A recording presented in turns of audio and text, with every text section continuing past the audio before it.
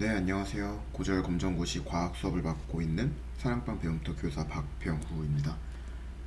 음, 이제 시험까지 진짜로 며칠 안 남았네요. 오늘 진도를 나갈 부분은 이 지난 시간에 이어서 3단원 변화와 다양성의 뒷부분 이 두 개의 중단원을 나갈 계획입니다. 지난 시간이 이제 그런 변화 중에서도 약간 화학에 관련된 뭐 산이랑 연기가 만났을 때 어떤 식의 반응이 일어나는지 그런 화학적인 변화에 좀 초점이 맞춰졌다고 한다면 이번 이제 뒷부분의 변화는 이 지구와 생명체에 관한 내용들이 대부분을 이룹니다. 그래서 우리가 살아가고 있는 이 지구가 과거에서부터 현재에 이르기까지 그 지질과 이런 생명체들이 어떠한 식으로 변화해 왔는지 그 과정에서 이제 진화라는 개념이 등장하는데 생명체들은 어떤 과정을 거쳐서 그 진화라는 것을 겪게 되는지에 관한 이야기를 해보려고 합니다.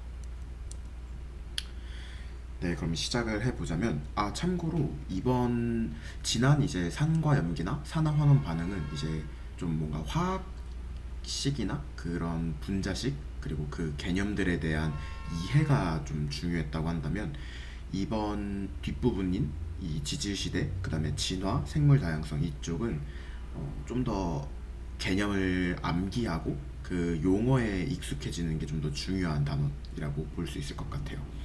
그래서 여기에 나오는 용어들을 최대한 잘 오해 없이 잘 이해한 다음 외워주시면 좋을 것 같습니다. 네, 그럼 시작을 해볼게요. 세 번째 중단원 지질 시대의 환경과 생물에서는 키워드를 크게 한 세 가지 정도로 꼽아봤어요. 이제 화석, 지질 시대, 대멸종이 있는데 뭔가 좀 글자가 많죠. 그래도 이제 하나씩 한번 해볼게요. 화석을 설명하기 앞서서 지질 시대에 대한 짧은 설명이 좀 필요할 것 같아요. 지질 시대란 무엇이냐면 우리 지구의 역사가 이 지구가 만들어진 게 한 46억 년 전쯤에 만들어졌다고 이제 과학자들이 추정을 하고 있는데 그 지구의 탄생 그 시기부터 현재까지 이르는 그 모든 시대를 그냥 지질 시대라고 부르고 있어요. 근데 이 안에서도 그 시대를 이제 크게 네 가지로 분류를 할 수가 있는데 가장 예전 태초의 시대를 이제 선캄브리아 시대라고 부르고요. 그 다음이 이제 고생대, 그 다음이 중생대, 그리고 가장 최근부터 현재까지를 신생대라고 부릅니다. 이 각각의 구분 기준에 대한 이야기는 그 지질시대 두 번째 챕터에서 제가 좀 더 자세히 다뤄드리도록 할게요. 지금 이제 화석에 관한 이야기를 좀 더 해볼 건데, 그러면 화석이란 건 뭐냐? 시간이 지나면서 이 지층, 이 땅과 땅 사이에 있는 이 층들 사이에 이제 생명체가 그 생명체의 유골이나 흔적들이 이제 묻혀서 남아 있는 것들을 우리가 이제 화석이라고 불러요. 그래서 뭐 공룡 화석이 어디 우리나라 어느 지역에 있다든가, 뭐 삼엽충 화석이 어딘가에 있다든가, 뭐 산호 화석, 조개 화석이 있다, 막 이렇게 이야기들 하잖아요. 그런 식으로 굉장히 오랜 시간에 거쳐서 이 지층 어딘가에 이제 묻혀 있는 그런 흔적들을 전부 다 화석이라고 부릅니다. 근데 모든 생명체가 다 화석으로 이렇게 역사 속에 남아 있는 건 아니고요. 몇 가지 생성 조건이 필요해요. 첫 번째는 일단 그 시대의 개체 수가 굉장히 많았어야 합니다. 막 개체 수가 100개, 1000개 이 정도밖에 안 되는데 화석으로 지금까지 남아서 발견되기는 굉장히 어렵거든요. 이게 화석으로 보존되기가 굉장히 까다로워요. 그래서 개체 수가 일단 많아야 화석으로 발견될 확률이 올라가겠죠. 그 다음 두 번째는 그 땅과 땅 사이에 묻히는 거다 보니까 그 압력을 이겨내려면 어딘가에 좀 단단한 부위가 있어야 됩니다. 그래서 뭐 공룡의 뼈라든가 이런 것처럼 좀 단단해가지고 그 땅과 땅 사이의 압력을 견딜 수 있어야 이게 나중에 화석으로 발견이 됩니다. 그리고 또 가급적이면 지각 변동이나 이런 화산 활동으로부터 좀 벗어나 있는 지역에서 활동하는 종들이 보통 화석으로 많이 발견된다고 해요. 그래서 이러한 생성 조건이 있다라고 볼 수가 있겠고요. 그러면 이제 화석의 기능은 뭐가 있냐 하면은 크게 네 가지 정도를 꼽아볼 수 있을 텐데요. 이거는 암기할 부분은 아닌데 이제 뒤에 있는 내용들이랑 연관이 되는 좀 내용들이라서 이해를 하고 넘어가면 좋을 것 같아요. 우선 첫 번째는 앞서 말했던 것처럼 그 생물이 살았던 시대랑 환경 정보를 알려줍니다. 그러니까 이 생명체가 대략 고생대, 중생대, 신생대 중에 언제쯤 살았는지 그 시대적인 배경을 알려줄 수가 있고요. 그리고 그 지역, 그 당시에 그 지역에 뭐 물이 많았는지, 혹은 화산 폭발이 있었는지, 혹은 뭐 육지였는지, 그러한 등의 이제 환경적인 요소를 또 알려줍니다. 그런 시대랑 환경적인 요소는 제가 좀 이따가 이 왼쪽 표를 보면서 설명을 다시 한번 드릴게요. 그래서 첫 번째 기능은 그런 생물이 살았던 시대랑 환경 정보를 알려준다. 두 번째 기능은 이 지층의 생성 순서를 알 수가 있다라고 합니다. 이게 무슨 뜻이냐면, 예를 들면 이 지층은 밑바탕이 있을수록 더 예전에 생성됐을 거잖아요. 아무래도 아래쪽에 있을수록 뭐 고생대나 성캄브리아 시대 때 있는 지층이었을 거고, 위쪽으로 올라올수록 이 지표면에 좀 더 가까운 땅일수록 비교적 최근에 만들어진 지층이겠죠. 뭐 중생대나 신생대쯤에. 그래서 이 지층을 살펴보다가 만약에 뭐 중간에 삼엽충이나 이런 애들이 발견이 되면, 아, 이건 고생대 때 만들어진 지층이었구나. 근데 그 위에 이제 암모나이트가 발견이 되면, 아, 이건 중생대 때 만들어진 지층이네. 아, 그러면은 얘네들은 순서대로 지층이 쌓여져서 만들어졌겠구나 라고 그 지층의 생성 순서를 알 수가 있는 거죠. 그럼 무조건 옛날에 만들어진 지층이 무조건 아래에 있으니까 뭐 당연한 거 아니냐라고 하실 수도 있는데, 이게 가끔씩 지각 변동이 일어나면 역사 속에서 이 지층이 전복될 때가 있어요. 그래서 최근에 만들어진 중생대나 이런 때 만들어진 애들이 오히려 아래쪽으로 가고, 뭐 고생대나 이런 때 만들어진 지층이 위로 올라오는 경우들이 간혹 가다가 발생을 해서, 그런 화석을 기반으로 해가지고, 아, 이 지층은 이 층이 더 예전에 만들어졌고 이 층이 최근에 만들어졌구나, 그걸 토대로 이 인근 땅 지역에 어떤 지각 변동이 있었는지를 유추해 볼 수 있게 됩니다. 그게 화석의 두 번째 기능이고요. 세 번째는 생물의 진화 과정을 알 수 있다고 해요. 이게 무슨 뜻이냐면 죄송합니다.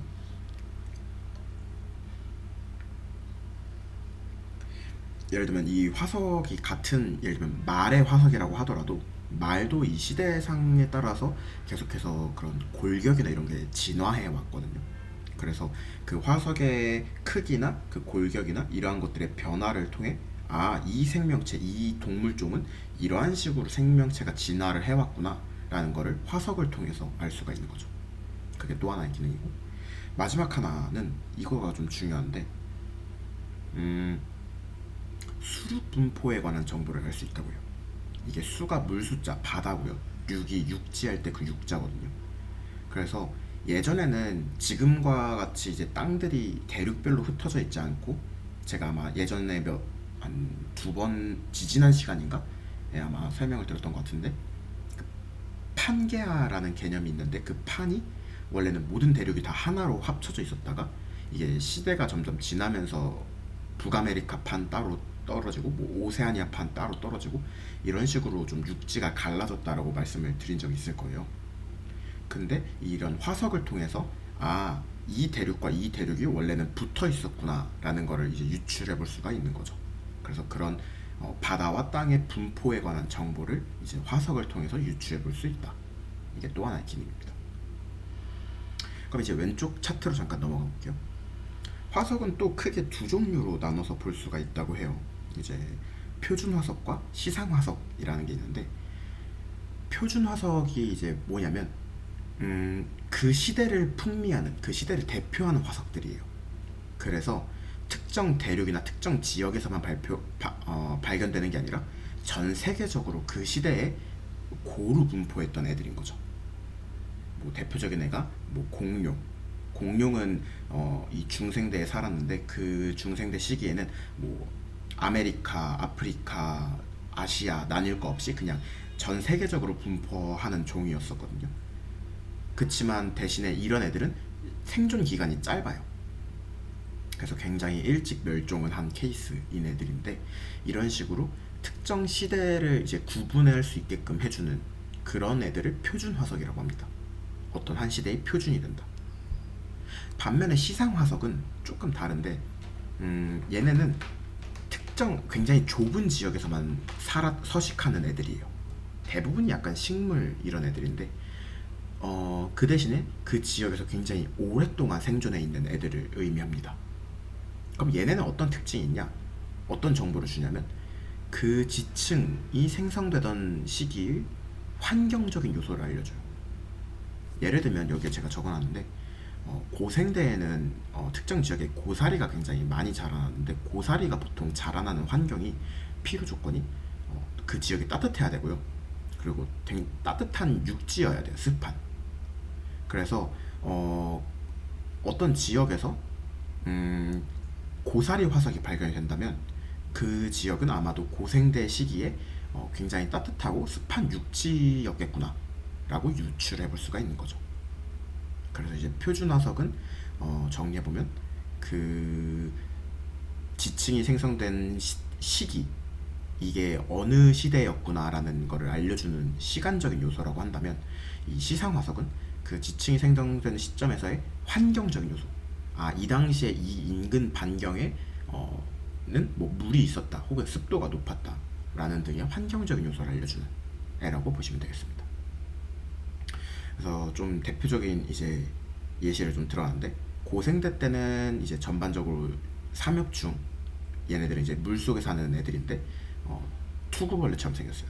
이 삼엽충, 필석, 갑주어 이런 애들이 유명했는데, 이제 제가 꼭 기억하셔야 되는 애들은 노란색으로 색칠해놨습니다. 대표적인 애들. 그리고 중생대로 넘어오면서부터는 이제 좀 육지 동물이 많아져서 시조새나 공룡이 등장을 했고요. 그 다음에 이제 암모나이트가 좀 대표적입니다. 얘가 이제 뒤에서 아마 제가 그림을 보여드릴 텐데, 약간 나선형 모양으로 되어 있네요. 그리고 신생대로 넘어오면 이제 우리가 흔히 아는 매머드, 맘모스 같은 애죠. 그리고 화폐석, 이런 애들이 이제 주를 이룹니다.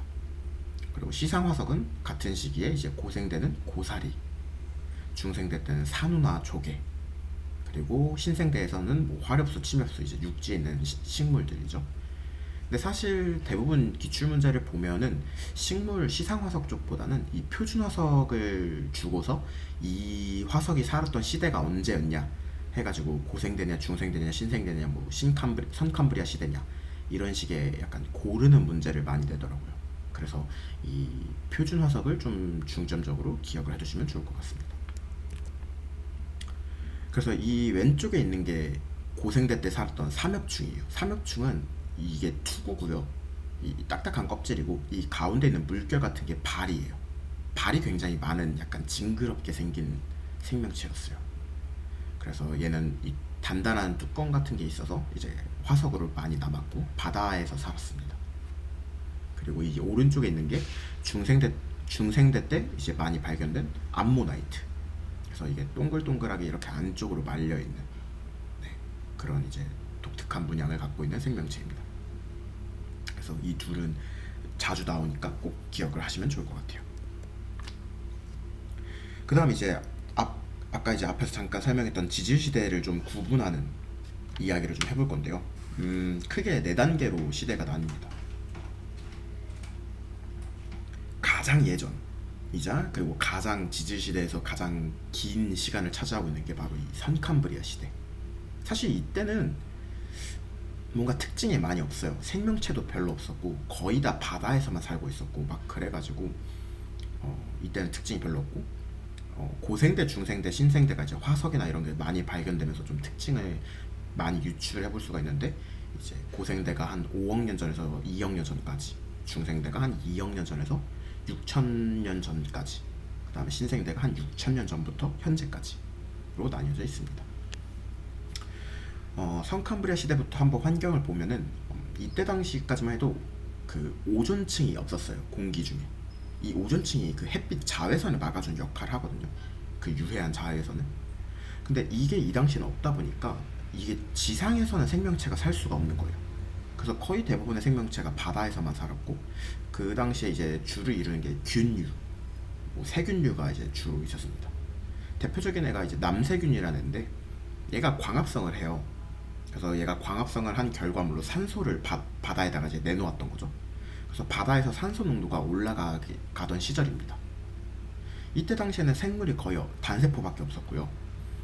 좀 이제 기억해둘 만한 이름은 좀 어렵긴 한데 남세균에 의해서 스트로마톨라이트라는 이제 화석이 발견이 되는데 사실 이 생명체가 뭔지 저도 잘 몰라요. 이게 뭔가 육안으로 구분 가능하지도 않고 그래서 그냥 이 이름이 어떤 문제에서 나오면 아 이건 선캄브리아 시대다 라는 정도만 기억을 해두시면 될 것 같아요.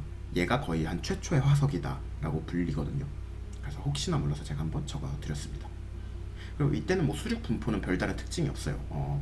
뭔가 판이라고 할 만한 게 아직 그 밑에서 바다 위로 올라오질 않았어서 그래서 이때는 그냥 다 지구 전체가 굉장히 뜨거운 바다였다 라고 생각해 주시면 될 것 같아요. 그 다음에 이제 고생대 때부터 이 바다에 있었던 산소들이 이제 그 지상으로 바다 바깥으로 대기로 올라오면서 걔네가 모여가지고 오존층이라는 걸 만들어내기 시작을 합니다. 그러면서 이 오존층이 이제 이런 자외선을 막아주니까 기후가 따뜻해지기 시작을 했고요. 그 다음에 이제 슬금슬금 지상에 또 조금씩 살만한 여건이 만들어졌지만 이때까지는 그래도 바다 생명체가 거의 대부분이었어요. 그리고 또 하나의 특징은 이제 후기 이제 고생대 끝자락쯤에 빙하기가 처음으로 찾아와서 대멸종의 시기가 이제 발발을 합니다. 빙하기는 사실 고생대 중간에도 있긴 했는데 이 끝에 있었던 고생대 말기에 찾아오는 빙하기가 굉장히 많은 생명체를 죽여요. 그래서 그게 좀 컸죠, 타격이. 그래서 이때는 이제 고생대 때의 대표적인 생물은 바다에서 딱딱한 껍질을 달고 살아가는 삼엽충이나 완종류. 완종류가 이제 약간 조개류의 시초 같은 거예요. 그래서 조개 같은 애들이 이제 줄을 이뤘고 양서류가 좀 번성을 하고 양치식물도 조금 생겨나기 시작했습니다.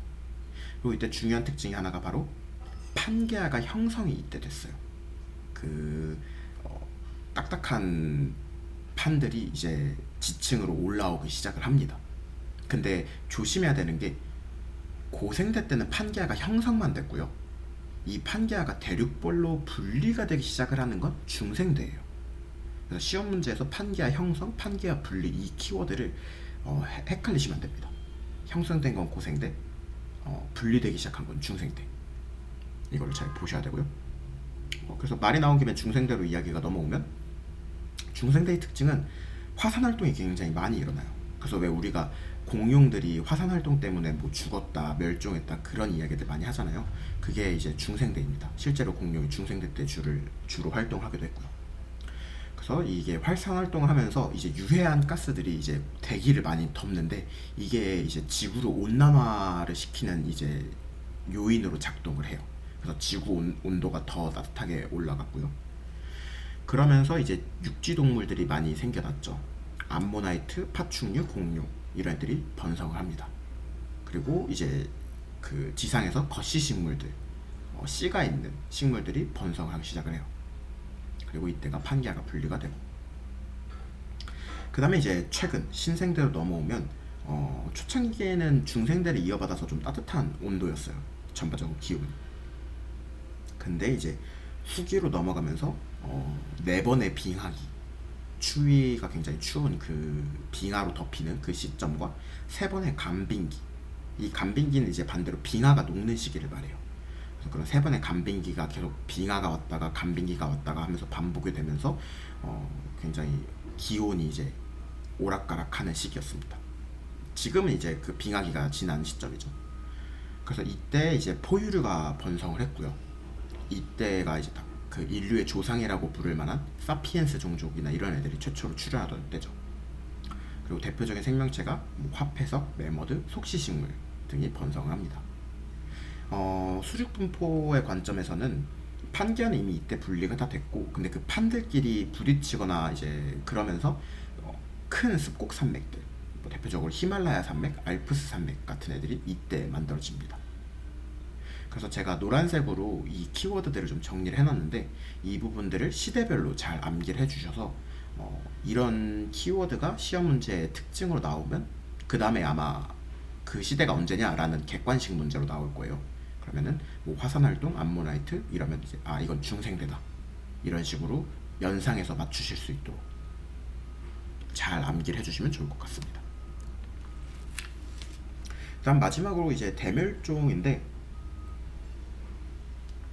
음, 일단 개념을 말씀을 드리면 지구의 급격한 환경 변화, 뭐 화산 폭발이나 아니면 그런 빙하기나 혹은 운석 충돌이나 이런 되게 다양한 복합적인 요소로 환경 변화가 시대별로 있었는데, 그거에 이제 적응하지 못하고 생물이 이제 한 몇십 퍼센트가, 지구상에는 몇십 퍼센트의 생명체가 한 번에 죽는 그런 사태를 이제 대멸종이라고 부르는데, 이 46억 년가량의 지구 역사를 통틀어서 대멸종이라고 부를 만한 사건은 딱 5번밖에 없었어요. 그마저도 이제 신생대로 넘어오면서부터는 한 번도 없었고요. 3번의 대멸종이 고생대 때 있었고요. 2번이 이제 중생대 때 있었습니다. 근데 사실 이 5번의 대멸종에 관해서는 외우실 필요는 없어요. 이렇게까지 세세하게 막 시험 문제 뭐 이런 대멸종의 특징을 주고 이게 뭐 몇 차 대멸종이었냐 이런 식으로 퀴즈를 내진 않거든요. 그래서 그냥 대멸종이라는 개념만 짚고 넘어가시면 될 것 같고, 여기에 제가 적어둔 5번의 대멸종은 그냥 한번 짧게 읽어보시는 정도면 괜찮을 것 같습니다. 그래서 이거는 이 정도로만 하고 넘어갈게요. 그 다음에 이제 마지막 3단원의 네 번째 중단원인 진화와 생물 다양성에 대해서 이야기를 해볼게요. 여기서도 제가 키워드는 3개 정도만 잡았는데, 첫 번째는 이제 진화. 이걸 왜, 이게 순서가 어떻게 되는 거냐면, 그 설명을 드렸구나. 이때 굉장히 많은 생명체들이 대멸종을 해요. 이 막 한 400종 정도 있었던 생물과의 종의 개수가 막 이 3차 대멸종 때는 200개까지 절반가량 50%가 삭제되고 이러기도 했거든요. 근데 중요한 건 굉장히 많은 종족들이 멸종을 했지만 살아남은 종들이 있잖아요. 근데 얘네가 살아남고 나서 보니까 굉장히 독특하게 이제 진화를 하더라는 거죠. 멸종 이후에 살아남은 종들이 그 이후에 대대손손 굉장히 독특하게 이제 유전자를 남겨주고 그런 진화의 과정을 거쳐서 현재까지 왔더라 라는 이제 그런 이야기의 흐름으로 이 대멸종 다음에 이 진화의 이야기가 나오게 됩니다. 그래서 첫 번째로 할 이야기가 진화고요. 두 번째가, 그러면 이 진화하는 그 방식이 뭐가 있는데 하는데, 이제 그 가설 중에 하나로 제일 각광받고 있는 설명이 이제 자연선택설이라는 그런 하나의 가설을 설명을 드릴 거고요. 그 다음에 최종적으로 이 진화를 통해서 생명체의 종이 굉장히 다양하게 유지가 되는데, 그런 생물 다양성이 이 지구상에서 잘 유지가 되는 게 왜 중요한가의 이야기로 내용이 전개가 됩니다. 그래서 하나씩 살펴보면, 진화에 관련돼서 이제 개념을 먼저 짚어드릴 건데, 진화랑 굉장히 밀접하게 연관되어 있는 개념이 하나가 더 있어요. 그게 이제 변이라는, 제가 여기 적어놨는데 얘인데, 변이는 훨씬 더 자주 우리가 주변에서 목격할 수가 있습니다. 뭐냐면 같은 종이지만, 같은 생명체 종이지만 그 안에서 나타나는 서로 다른 특징을 전부 변이라고 말을 해요. 예를 들면 황인종과 흑인종의 그런 피부색 차이, 그런 것도 변이고요. 달팽이도 그 같은 종이어도 껍질 무늬 차이가 다 다르거든요. 그리고 단적인 예로, 제가 저의 부모님을 많이 닮고 태어났지만, 유전자를 물려받았으니까 닮았지만, 그럼에도 제가 부모님과는 다른 부분들이 있을 거잖아요. 뭐 성격적인 요인이든 외견적인 요인이든, 그런 모든 차이들 전부 다 변이라고 부릅니다. 그렇지만 이 변이는 진화랑은 약간 다른데, 변이는 아무리 변이가 있어도 얘네들은 같은 종으로 분류가 돼요. 우리가 황인종, 흑인종이라고 해도 같은 인간종이라고 부르잖아요. 근데 진화는 이 몇 세대, 몇백 년, 몇천 년에 걸쳐서 이 변이가 계속해서 발생하면서 이제는 더 이상 같은 종이라고 부르기 어려울 정도로 이제 뚜렷한 개체의 차이를 보이면 그거는 이제 진화라고 부릅니다. 그러니까 진화는 변이가 몇 세대에 걸쳐서 계속해서 발생을 한 결과물인 거죠. 그래서 이 진화를 통해서 모든 생명체는 유전적으로 굉장히 다양해집니다. 그리고 종이 이렇게 다양해짐으로써 계속해서 새로운 종이 이제 탄생을 하는 거죠. 그래서 이런 변이와 진화에 대한 개념을 잘 짚고 넘어가면 좋을 것 같고요. 그럼 이제 자연 선택설, 이 진화라는 게 그럼 대체 어떻게 이루어지는데에 대한 설명을 드릴 건데, 역사적으로 생물학자들이 이런 진화론에 대해서 여러 가지 가설을 내놨는데, 사실 제일 대표적으로 꼽히는 두 가지 설이 바로 이 제가 왼쪽에 적어놓은 용불용설, 라마르크라는 학자가 주장한 용불용설과 자연선택설, 우리가 되게 유명하게 알고 있는 다윈이라는 찰스 다윈이 주장한 자연선택설이 있어요. 근데 이 아마 다윈은 많이 아시는데 라마르크는 잘 모르실 거예요. 그 말인즉 자연선택설이 지금은 정설로 채택이 되고 있다는 말이죠. 그래서 그래도 용불용서도 한때는 굉장히 되게 많은 학자들이 따랐을 정도로 유명했던 설이기 때문에 이 둘을 비교해서 같이 공부를 해볼 겁니다. 그래서 내용을 보면은 용불용설은 이런 거예요.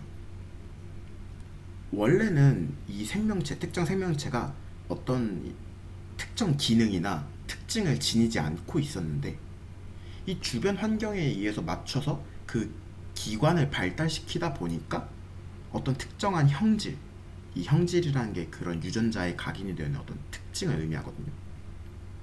그런 형질을 얻게 되었고, 그게 이제 대대손손 유전이 되어서 현재까지 진화가 되었다. 이게 말이 좀 어렵죠? 예시를 그 밑에 제가 적어놨는데 한번 드려볼게요. 지금 길이는 생명체들 중에서 거의 목이 제일 긴 생명체 동물이거든요. 근데 그러면 대체 길이는 어쩌다가 저렇게 긴 목의 유전자를 갖게 되었을까?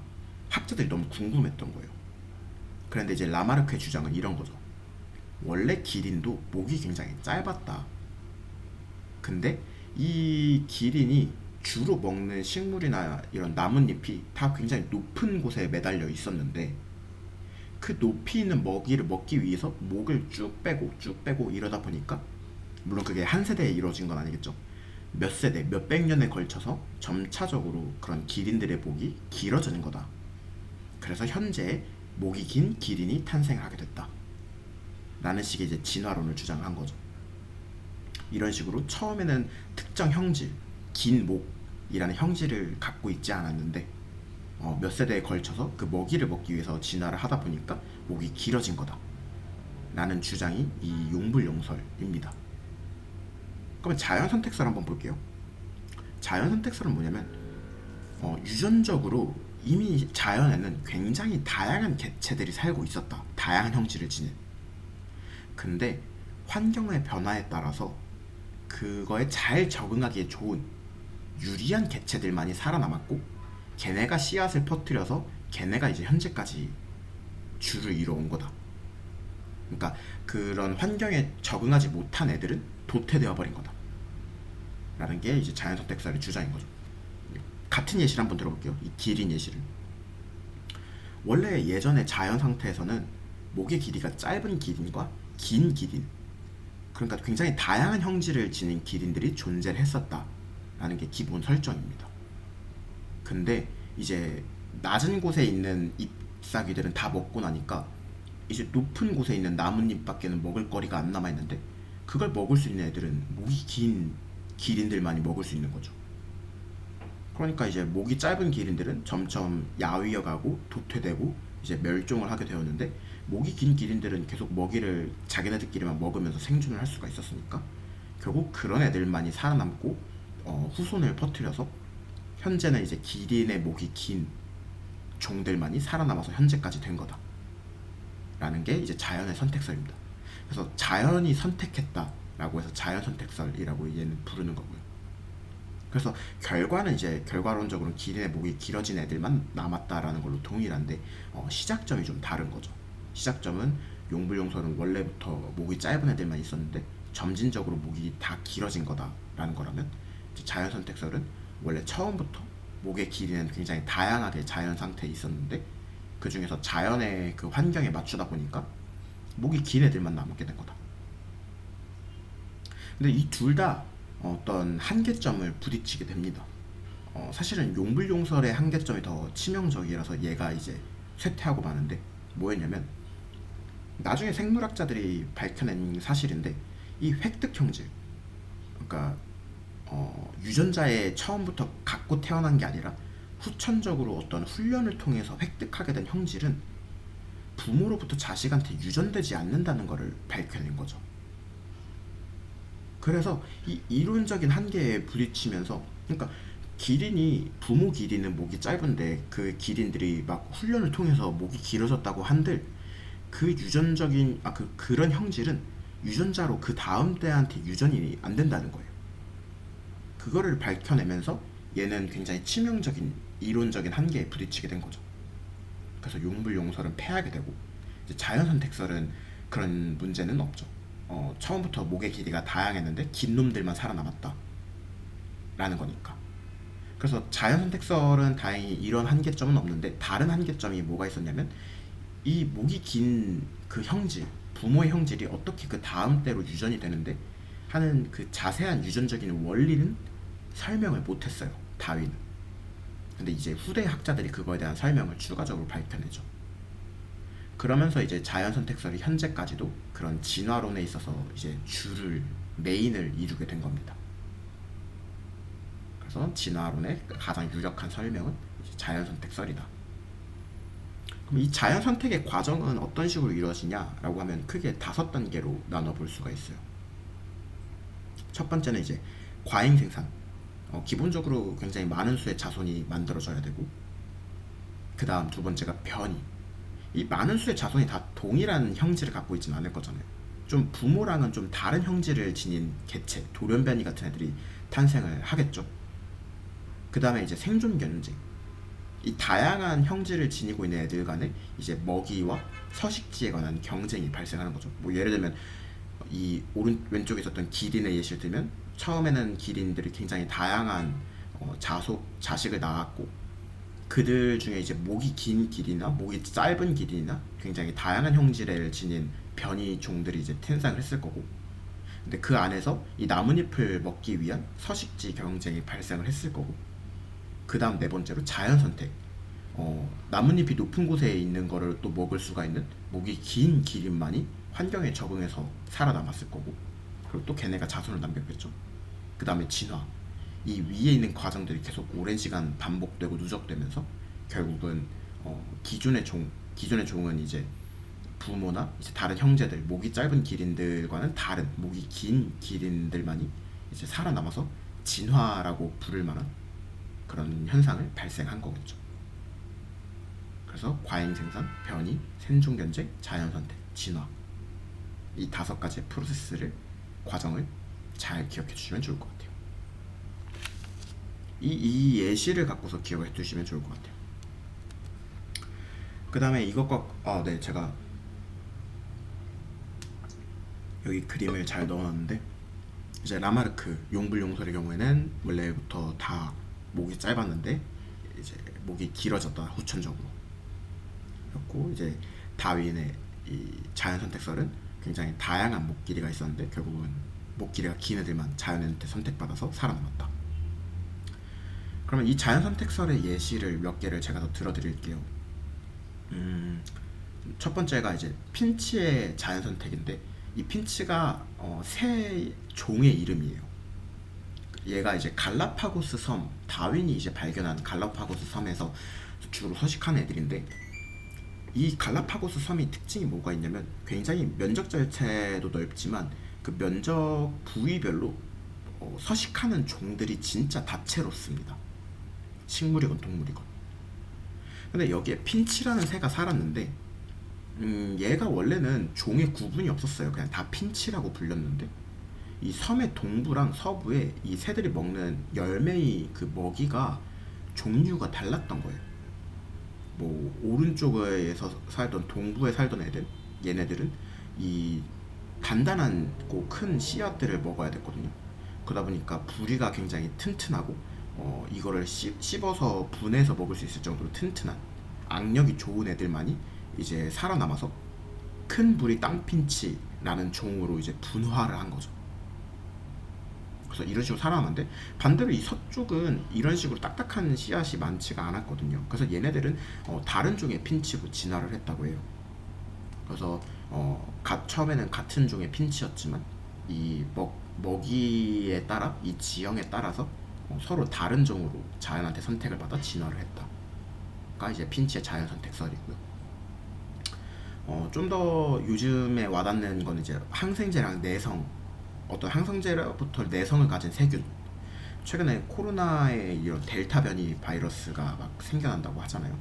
근데 그게 이제 그런 바이러스들이 인간이 만든 항생제로부터 내성을 가져서 더 튼튼한 세균으로 이제 진화를 했다라고 말을 하는데, 사실 이것도 자연 선택설이에요.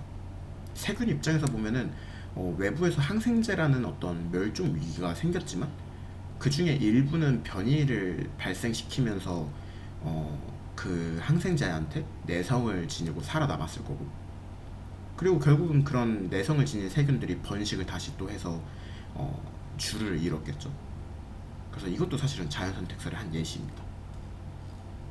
마지막 예시는 이제 난모양 적혈구 빈혈증이라는 건데, 이게 뭐가 있냐면 굉장히 희귀하게, 원래 적혈구는 이제 우리 혈관 안에 들어있는 한 요소인데 굉장히 드물게 적혈구는 원래 원반 모양이거든요. 굉장히 둥그래요.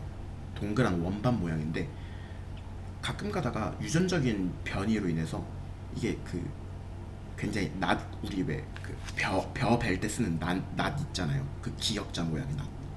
그런 낫 모양으로 좀 굽어져 있는 적혈구를 갖고 태어난 사람들이 있어요.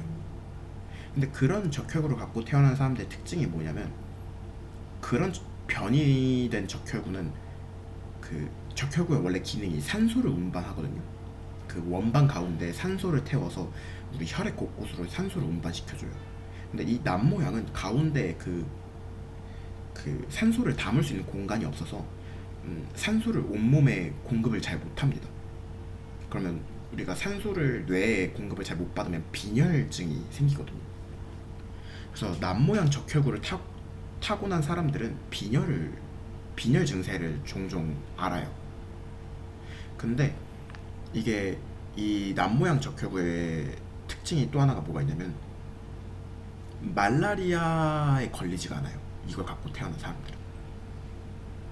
그래서 원래 초창기에 이 아프리카나 이런 데서 말라리아가 발생하는 지역의 사람들은 일반 적혈구를 지닌 사람도 있었을 거고 남 모양의 적혈구를 지닌 사람들도 있었을 텐데, 이 말라리아가 예전에는 뭐 치료할 수 있는 방법이 없으니까 걸리면 다 죽고 이랬거든요. 그래서 정상적인 적혈구를 갖고 태어난 사람들은 이 말라리아 때문에 거의 다 죽고, 대신에 남 모양 적혈구를 갖고 태어난 사람들은 이 말라리아 지역에서 잘 살았던 거죠. 그러다 보니까 이 말라리아가 발생하는 지역의 사람들은 남 모양 적혈구를 많이 갖고 있었고, 그 때문에 이제 빈혈 증세를 좀 많이 앓는다라고 합니다. 그래서 이런 것까지도 자연 선택설의 예시라고 볼 수가 있어요. 아마도 여기서 시험 문제가 나온다고 한다면 두 가지 측면으로 나올 수가 있을 것 같아요. 뭐 핀체 자연 선택이나 항생제 내성세균이나 남 모양의 적혈구 빈혈증, 이것들에 관련된 키워드를 주고서 이거와 관련된 진화의 하나의 가설이 뭐냐 라고 하고 보기에 이제 자연 선택설 같은 거를 적어 놓는 문제가 나올 수 있을 것 같고요. 그러면 그때는 자연 선택을 골라야겠죠.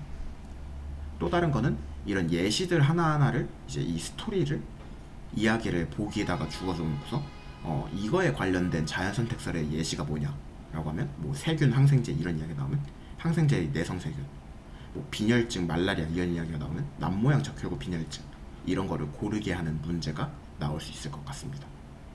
그래서 이 되게 세부적인 내용을 하나하나는 다 이해를 못 하시더라도 그 키워드별로 이게 이런 이야기구나, 플러스 이게 자연 선택설의 한 예시구나를 알아두시면 좋을 것 같습니다.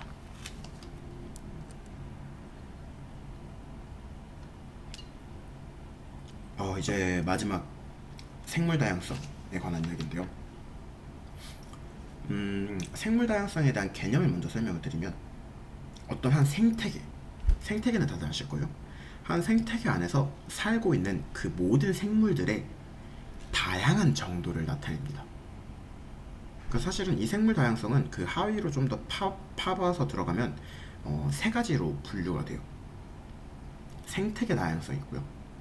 이거 키워드 조심하셔야 돼요. 생물 다양성 안에 생태계 다양성이 있는 거예요. 그 생태계 다양성 안에는 종 다양성이라는 애가 있고, 종 다양성 안에는 유전적 다양성이라는 게 있어요. 하나씩 볼게요. 생태계 다양성은 그 생태계의 다양한 정도를 나타내요. 그래서 그 특정 지역에 뭐 습지, 산림, 강, 갯벌 등 다양한 환경적인 요소가 다 존재하는지, 그런 요소를 나타냅니다. 그러면 종 다양성은 뭐냐? 그 특정 생태계, 예를 들면 습지라는 생태계 안에서 존재하는 그 생물들의 종이 얼마나 다양하냐. 뭐 그 특정 숲에 개구리, 참나무, 고슴도치 등의 온갖 종들이 다 살고 있느냐. 그런 다양성을 의미를 하고요. 유전적 다양성은 이 여러 종들 중에서도 하나, 개구리의 종에서 그 같은 종 안에서 개체들의 유전자가 얼마나 다양하게 있냐. 예를 들면 뭐 개구리마다 뭐 황소개구리도 있을 수가 있을 거고, 그 황소개구리 안에서도 줄무늬가 다양할 수도 있겠죠. 그래서 뭐 같은 종의 얼룩말, 다 같은 얼룩말이라고 불리지만 얼룩말이라고 해도 털 줄무늬가 다 다를 거잖아요. 그게 유전적인 다양성을 의미를 하거든요. 그래서 같은 종 안에서도 유전적인 다양성이 얼마나 크게 있냐. 그래서 이렇게 점점 작아진다고 생각하시면 돼요. 생태계 다양성 안에 종 다양성이 있고, 종 다양성 안에 유전적 다양성이 있다. 이 셋 모두 이 생물 다양성을 유지하는 데 굉장히 중요한 요소예요. 이게 왜 중요하냐면, 이 왼쪽 예시 그림을 보시면 되는데, 생태계 다양성의 관점에서 봤을 때 이 왼쪽은 굉장히 건강한 생태계를 의미하고요, 오른쪽은 굉장히 건강하지 않은 생태계를 의미해요. 왜 그러냐면, 오른쪽에서 만약에 메뚜기라는 종 하나가 멸종을 어떤 이유 때문에 했다고 해보죠. 그럼 메뚜기를 주식으로 먹고 살던 쥐는 덩달아서 멸종을 하게 됩니다. 왜냐면 대신에 먹을 다른 애가 없거든요. 그럼 쥐가 또 멸종을 따라서 하게 되면 이 수리부엉이도 쥐밖에 먹을 게 없는데, 쥐 말고 쥐가 멸종을 해버리면 수리부엉이도 멸종을 하겠죠. 그래서 이런 식으로 먹이 사슬이 복잡하지 않은 심플한 곳은 하나의 종이 멸종을 함으로 인해서 연쇄적으로 다른 종까지 다 멸종하기 때문에 굉장히 생물 다양성이 낮고 위험한 생태계라고 볼 수가 있는 거죠. 근데 왼쪽 그림을 보면은 뭐 이거 하나가 멸종한다고 해서 그 다른 애들이 치명적이지 않아요. 왜냐면 대체해서 먹을 것들이 있거든요. 수리부엉이 관점에서 보면 생쥐가 멸종한다고 해서 수리부엉이가 멸종하진 않아요. 참새를 먹거나 오리를 먹거나 쥐를 먹으면 되니까요. 그래서 이런 식으로 이런 공급 사슬이 굉장히 복합적으로 얽혀 있는 이거 이제 종 다양성이 높다라고 말을 하는데, 이 종 다양성이 높은 생태계가 훨씬 더 건강한 생태계라고 부릅니다. 그리고 이런 생태계는 생물 다양성도 높다라고 말할 수가 있는 거죠. 그래서 생물 다양성은 높을수록 건강하다고 볼 수가 있고, 높을수록 이 지구가 좀 더 잘 유지가 된다라고 볼 수가 있는 거죠. 그래서 종 다양성이 잘 유지가 되면 생태계 다양성이 잘 유지가 되고, 생태계 다양성이 잘 유지가 되면 생물 다양성이 잘 유지가 되어서 매우 건강한 환경이다 라고 말을 할 수가 있겠습니다. 그래서 이 생물 다양성이라는 키워드랑 이 생물 다양성을 유지하려면은 이런 서로 종 간에 공급되는 다양성이 잘 유지가 되어야 된다는 사실을 기억해 주시면 좋을 것 같아요. 네, 그래서 오늘 이 3단원의 뒷부분 두 개의 중단원, 지질시대의 환경과 생물, 그 다음에 진화와 생물 다양성에 대해서 이렇게 쭉 훑어봤고요. 이제 8월 11일 전까지 제가 2번 정도 더 수업을 올려드릴 수 있을 것 같은데, 그 시간 동안 이 4단원을 2번에 나눠서 여러분들한테 설명 자료를 보내드리도록 하겠습니다. 그래서 아마 제가 오늘 설명드린 내용들 자체가 막 이해하기에 엄청 어려운 내용은 많지 않았을 것 같은데, 대신에 한번 그냥 이렇게 듣고 넘어가면 아, 그 단어가 뭐였지? 혹은 이 화석이 발견되는 시대가 언제였다고 했지? 까먹으실 거예요. 그래서 꼭 복습을 하시면서 이 문제집이나 참고서에 나와 있는 문제들 풀어보시는 걸 추천을 드리고요. 네, 그럼 저는 이제 다음 주에 마지막 4단원 환경과 에너지를 설명을 해드리면서 이제 돌아오도록 하겠습니다. 오늘 수업도 들어주셔서 감사합니다.